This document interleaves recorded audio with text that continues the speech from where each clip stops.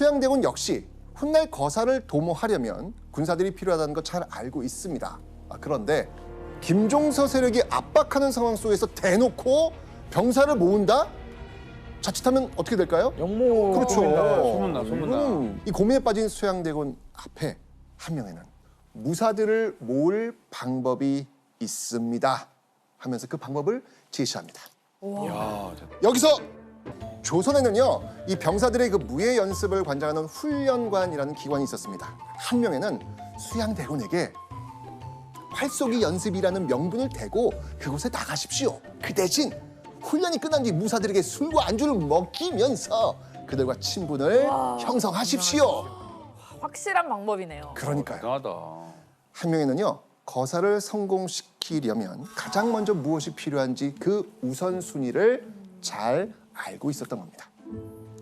이 때문에 수양대군은요, 한명회의 말을 따라서요, 무사들을 두루두루 사귈 수 있게 됩니다.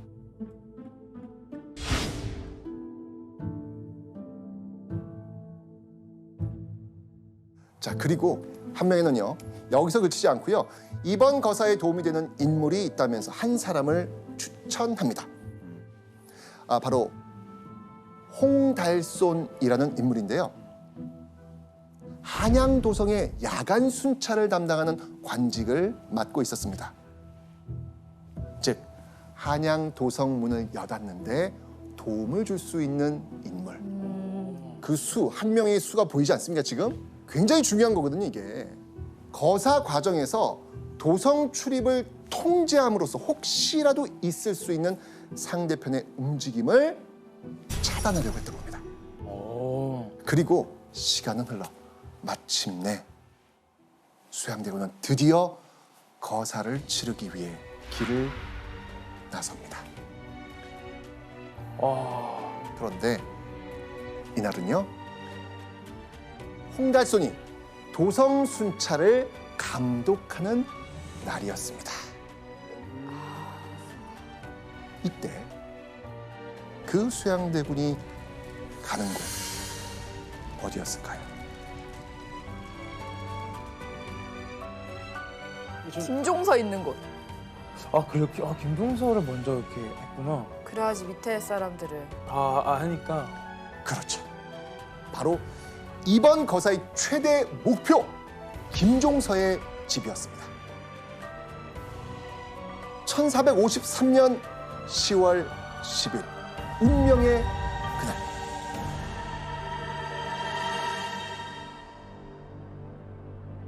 한밤중에 만난 수양대군과 김종서. 이때 앙숙인 그들 사이에는요, 팽팽한 긴장감이 흐릅니다.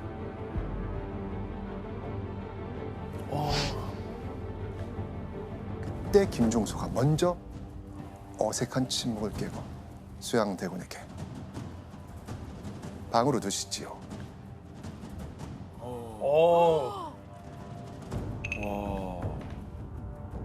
자, 근데 이때 수양대군은요, 방 안으로 들어가지 않고 뜻밖의 부탁을 합니다. 김종서에게 이 편지를 좀 읽어주시지요. 편지를 건네면서 편지를 읽어달라고 합니다. 편지를요? 네. 갑자기 편지? 김종서는 굉장히 의아하게 생각했지만 일단 편지를 읽으려고 합니다. 그런데 그 순간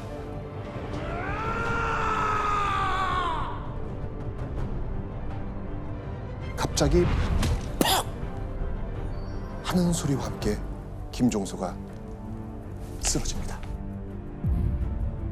수양대군의 신호를 받은 시종이 김종서에게 철퇴를 내려친 겁니다. 결국 이 일로 수양대군의 거사는 시작된 겁니다. 자, 그 후 수양대군은요, 다음 작전에 돌입합니다. 자, 김종서를 지금 쓰러뜨렸고요. 다음 누굴 찾아갔을까요? 다음에는 단종으로 단종? 바로? 그렇죠. 바로 자기의 조카이자 왕인 단종이었습니다. 와, 어린데. 그 어린애를 어떻게 하지? 자, 한밤중 갑자기 자신을 찾아온 삼촌. 수양대군은요, 떨고 있는 단종에게 이렇게 말합니다.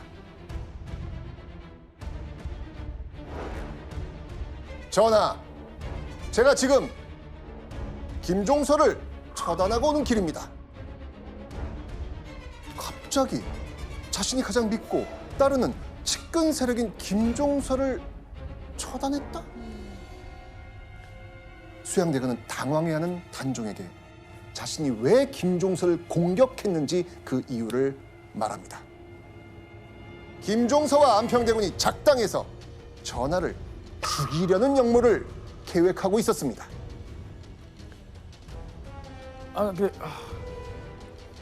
이 말을 들은 당시 13살의 단종은 수양대군의 말을 듣고 이렇게 말합니다. 삼촌, 살려주세요. 오, 왕인데. 그렇죠. 어리고 힘없는 단종이 수양대군에게 할 수 있는 일은 없었습니다. 자, 그렇다면요, 이 김종서를 처리한 수양대군이 단종을 만나고 있을 때, 이때 수양대군의 직사 한 명에는 무엇을 하고 있었을까요? 한 명에는요, 바로 궁궐에 있었습니다. 그리고 이때 대신들이 한 명씩 도착하기 시작합니다. 수양대군과 한 명에는요, 거짓 왕명으로 신하들을 속이고 고위 관료들을 궁궐로 불러들인 겁니다. 와, 왕이 오래. 갑자기 왕명이라는 소리에 한밤중 입궁한 조정대신들. 그런데 갑자기 자신과 함께 온 하인들은 궁궐에 못 들어온답니다. 이상했지만 어쩌면 신하들은 모두 그 명을 따르게 됩니다. 하인을 냅두고 이제 혼자 들어가게 된 것이죠. 그런데 그때 충격적인 일이 벌어집니다. 쿵! 쿵! 하는 이 둔탁한 소리와 함께 귀가 찢어질 것 같은 날카로운 비명이 들립니다. 대체 어떻게 된 일일까요? 아까 그거. 영상에서 봤던 그 장면. 한명회가 살생부를 가지고 대신들을 한 명씩 죽여나간 겁니다. 거사를 위해 아주 심혈을 기울여 준비한 핵심 전략. 한명의 전략은 이랬습니다. 일단 첫 번째 문에 들어오면 하인들의 저항이 있을 수 있으니 하인들을 모두 들어오지 못하게 하고 조정 대신 혼자 문을 통과하게 만듭니다. 그리고 두 번째 문에 들어오면 이름과 얼굴을 확인합니다. 당시 죽여야 할 사람들은 김종서와 안평대군의 편에 선 사람들. 죽여야 할 사람이라면 가차없이 죽여라. 한 명에는요, 이 거사 직전에 최소한의 적은 숫자로 대신들을 은밀하면서도 빠르게 제거할 방법을 생각해냈던 겁니다. 그런데 이 한 명의 이 집요한 계획은 여기서 끝나지 않습니다. 살명부에 올랐지만 사정이 있어서 궁에 오지 못한 사람들 있을 수 있잖아요. 예. 한 명에는요, 그들이 있는 곳으로 군사들을 보내서 찾아가 죽입니다. 찾아갔다고요? 맞습니다. 그러니까 이 살생부는 단순히 제거하려고 하는 그 사람의 명부가 아니고 사전에 그들의 제거 방법까지 완벽하게 계획된 시나리오였던 겁니다. 그 수를 정확히 헤아릴 수는 없지만 기록에는 이날 죽은 이가 수십여 명에 달한다고 합니다. 수십여 명. 불과 1년 전까지만 해도 경덕궁 궁직에 불과했던 한 명의 이 생살부, 이 손에 조정 고위 대신들이 목숨을 잃어갔던 겁니다.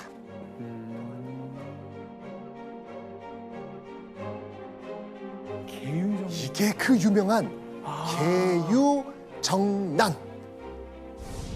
정난은요, 진정시킬 정, 그리고 어려운 난을 써서 어려운 상황을 진정시켰다, 편안하게 만들었다라는 뜻이죠. 한마디로 김종서와 안평대군 세력이 단종을 없애려 한 난을 수양대군이 진압했다는 의미입니다. 궁직이었던 한명회가 공신, 그것도 엄청난 특권을 받은 1등 공신에 책봉된 겁니다. 훗날 수양대군은 계유정난을 뭐라고 설명하는지 아세요? 설명도 해요. 네, 계유정난에 대해서 이렇게 이야기합니다. 정난의 일은 한명회가 했고 나는 한 일이 없다. 아, 공을 세웠다라고 그렇죠. 하는 거네요. 그렇죠. 그러니까 한명회가 이 계유정난을 성공시킨 사실상 정변의 설계자였고 그걸 수양대군이 인정한 겁니다. 사실 한명의 입장에선 이게 책상으로 들을 수 있는 정말 최고의 극찬이에요, 극찬. 그렇죠. 그리고 계유정난이 일어나고 2년 후 수양대군은 단종에게 왕위를 넘겨받고 드디어 왕이 됩니다. 조선 제7대 왕 세조의 탄생이었습니다. 그렇게 한명회는 결국 조선의 새로운 왕을 만든 킹메이커가 된 겁니다.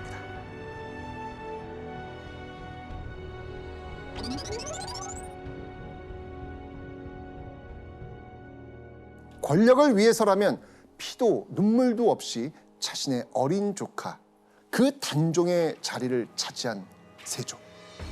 이런 세조의 모습을 보고 조정의 일부 신하들은요, 세조를 왕으로 인정하지 않습니다. 오. 여기엔 세조에게 치명적 약점이 있죠. 뭘까요? 명분이 없다. 그렇죠. 왜 그렇게 했냐? 그렇죠. 이게 정당성이 그쵸, 없는 거예요. 그쵸. 정당성이. 정당성이 없죠. 단종이 삼촌인 세조에게 폐위되자 이를 두고 볼 수 없다고 여긴 신하들. 이들은요, 세조를 암살하고 단종을 다시 왕으로 올릴 계획을 세웁니다. 와, 세게 갈려하네. 와. 그렇죠. 야. 그렇죠. 그리고 이 계획에 참여한 신하들은요, 수십여 명에 달합니다.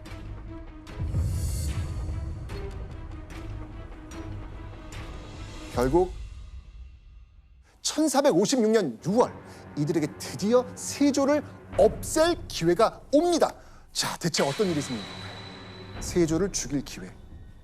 바로 그 시작은요, 명나라 사신을 맞이하는 연회장이었습니다. 아, 이 연회장에서 세조를 죽이려는 암살 계획이 세워진 겁니다. 오. 운명의 그날, 세조 암살을 위한 모든 계획은 완벽하게 준비됐습니다. 그런데 연회가 열리기 전 아침, 갑자기 뜻밖의 인물이 연회장에 등장합니다. 그 인물은 누굴까요? 세조를 암살하기로 한 바로 그날, 갑자기 한명회가 느닷없이 연회장을 방문을 한 겁니다. 뭐지? 그리고는 이렇게 말합니다. 전하, 연회장이 좁고 무더우니 칼을 찬 호위병을 들이지 마시옵소서. 이거 결국 무슨 뜻이겠습니까? 자, 사실 이 조선에서는요, 큰 연회나 행사가 있을 때 유능한 무사를 호위하게 합니다. 그런데 행사 당일 연회장을 호위하는 무사 중에 세조를 죽이고 단종을 복위시키려는 무사가 포함되어 있는 거예요. 와. 아니 이분 뭐 하는 사람이에요? 어떻게 알죠? 이 평소 눈치가 빠르고 이 정세를 읽을 줄 알았던 한명회는요, 호위무사의 명단에 세조를 반대하는 세력이 포함되니까 그걸 예의주시하고 있었던 겁니다. 결국 한명회는요, 눈치 빠른 판단으로 이날 세조의 목숨을 살린 겁니다. 그런데요, 더 큰 사건은 그 뒤에 일어납니다. 이 세조는요, 자신을 죽이려고 했던 일에 가담한 주요 멤버들을 정말 잔인하게 고문하고 사지를 찢어 죽이는 거열형에 처합니다. 아이고. 들어보셨죠? 사육신 들어봤어요. 사자가 죽을 사자잖아요. 네. 죽은 6명의 신하. 사육신은 단종에게 끝까지 충성을 다하다 죽은 6명의 신하입니다. 사실 이날 이 거사가 실패하니까 이 거사를 계획했던 사람들 중에 한 명이 동료들을 배신하고 세자를 죽이려 했다는 이 암살 계획을 알린 거예요. 아. 폭로한 거예요. 아이고. 그래서 우리가 이게 알게 되는 거구나. 네. 이 사육신을 향한 이 세조의 복수 여기서 끝나지 않습니다. 끝나지 않습니다. 이번에는요, 단종 복위 운동의 싹을 잘라버리려고 합니다. 아이고야. 바로 조카 단종의 존재, 그 싹을 잘라내는 거예요. 아이고. 그래서 한명회를 비롯한 신하들은요, 단종을 없애야 합니다! 라고 요청을 합니다. 결국 세조는 단종을 멀고 먼 강원도 영월 땅으로 유배 보내버립니다. 그 후 단종은 17살 나이에 유배지에서 쓸쓸하게 죽음을 맞이하죠. 아유. 하지만 그 후로도 이 세조를 공격하려는 크고 작은 계획은 계속 일어납니다. 아까도 얘기했지만 뭐가 지금 부족해요, 지금. 명분. 명분 정당성이 지금 정당성이요. 부족하니까 계속 이게 일어나는 거예요. 자, 이렇게 전국이 불안해지니까 세조가 계속해서 의지하는 사람 누구겠습니까? 한 명에. 네, 바로 세조가 가장 믿는 인물이자 세조를 왕으로 만든 킹메이커 한명회였습니다.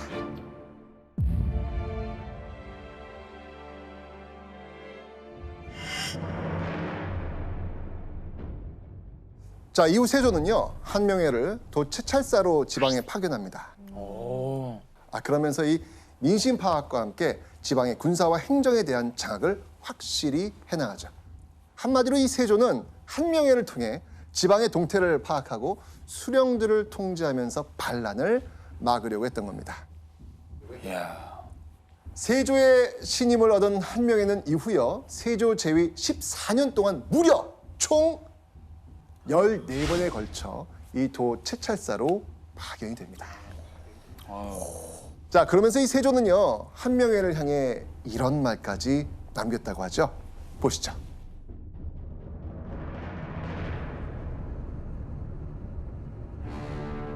경의 이목이 곧 나의 이목이다. 이야. 우와. 한마디로 한명회가 보는 게 내가 보는 거고 한명회의 마음이 세조 자신의 마음과 같다는 겁니다. 너의 눈이 곧 나의 눈이다. 맞아요. 와. 맞습니다. 예. 이런 말까지 들은 한명회를 함부로 대할 수 있는 사람 과연 조선에 있을까요? 없죠. 네. 자, 이러면서 한명회는요, 세조의 이 막강한 지지 속에 더욱더 승승장구합니다. 1462년 우의정, 1463년 좌의정, 1466년 마침내 최고 관직, 지금의 국무총리격인 영의정, 영의정마저 오르게 됩니다. 생각해 보세요. 경덕궁 궁직이었던 그가